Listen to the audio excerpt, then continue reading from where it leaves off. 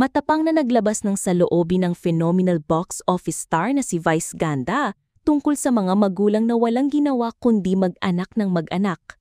Naniniwala ang TV host comedian na kagagawa ng mga magulang kung lumaki ang kanilang mga anak na hirap dahil nga walang sapat na pangtustos sa mga pangangailangan ng pamilya.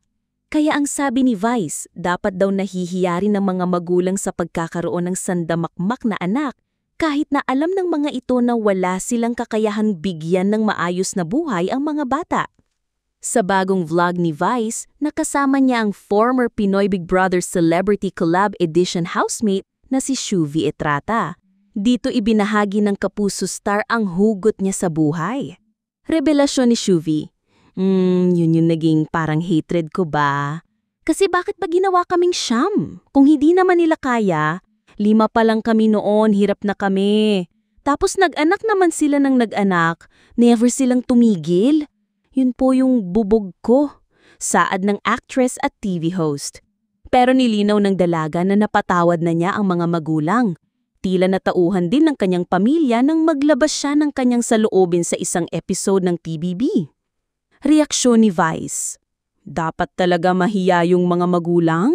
Kasi di ba laging sa lipunan mas nire-require yung mga anak na mahiya sa kanilang mga magulang? Pero dapat ang mga magulang mahiya rin sa kanilang mga anak, lalo pat bata ka pa at wala ka pang kakayahang buhayin ng sarili mo. Paalala ng TV host at komedyante. So, nakadepende yung uri ng buhay mo sa kung anong uri ng buhay ang ibibigay sa'yo ng mga magulang mo. Kaya kung lumaki kang ang hirap-hirap ng estado mo, kagagawan nyo ng magulang. Kaya dapat nahihiya rin yung magulang. Dagdag pa ng Box Office Hero awardee sa 8th Eddies.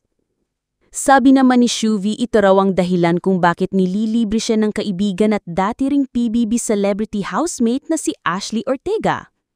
Minsan daw ay niyaya siya ni Ashley na lumapang sa isang steakhouse sa Rockwell. Ang dala lang daw niyang pera that time ay 4,000 pesos. Akala ko pa magkakanya-kanya kami ng dayad.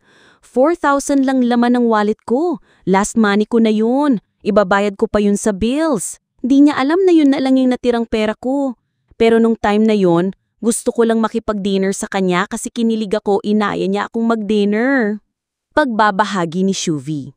Matagal nang magkaibigan sina Shuvi at Ashley na nagsimula noong magkasama sila sa ice skating drama series ng GMA7 na Hearts on Ice na umere noong 2023.